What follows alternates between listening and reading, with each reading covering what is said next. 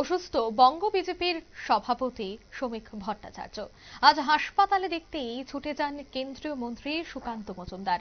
বঙ্গ বিজেপির রাজ্য সভাপতির শরীর আপাতত স্থিতিশীল, জ্বরে আক্রান্ত হয়ে হাসপাতালে ভর্তি হয়েছিলেন তিনি। জানা গেছে যে বাইপাসের ধারে একটি বেসরকারি হাসপাতালেই ভর্তি রয়েছেন। তবে গতকাল তাকে দেখতে বিরোধী দলনেতা শুভেন্দু অধিকারীও ছুটে গিয়েছিলেন এবং আজ দেখা গেছে কেন্দ্রীয় মন্ত্রী সুকান্ত মজুমদার তিনিও কিন্তু ছুটে যান হাসপাতালে। সে বিষয়ে আরো বিস্তারিত জানবো, টেলিফোন লাইনে যুক্ত হয়ে গেছে প্রতিনিধি শেখ মনিরুল। মনিরুল, ঠিক কি জানতে পারছো? দেখো, কিছুক্ষণ আগেই বঙ্গ বিজেপি রাজ্য সভাপতি যে বেসরকারি হাসপাতালে ভর্তি রয়েছে সেখানে দেখতে গিয়েছেন কেন্দ্রীয় মন্ত্রী সুকান্ত মজুমদার।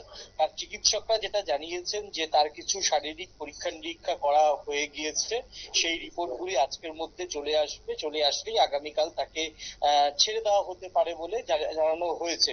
এবং তার যে চিকিৎসকরা বলেছেন আপাতত ভয়ের কিছু নেই, তার জ্বর সম্পূর্ণ কমে গেছে এবং তার শারীরিক অবস্থা এখন আগের থেকে অনেকটাই স্থিতিশীল। আগামী 24 ঘন্টা পর্যবেক্ষণে রাখার পরে তাকে ছেড়ে দেওয়া হবে। আজকে সুকান্ত মজুমদার তিনি দেখতে গিয়েছেন, তিনি বাইরে এসে বলেছেন যে শ্রমিক ভট্টাচার্য ভালো আছে, তাকে 7 দিনের আরো বেড রেস্ট দিতে বলেছেন চিকিৎসকরা। তারপর তিনি রাজনীতির আঙিনায় আবার ফিরবেন বলে জানা গিয়েছে। একদমই।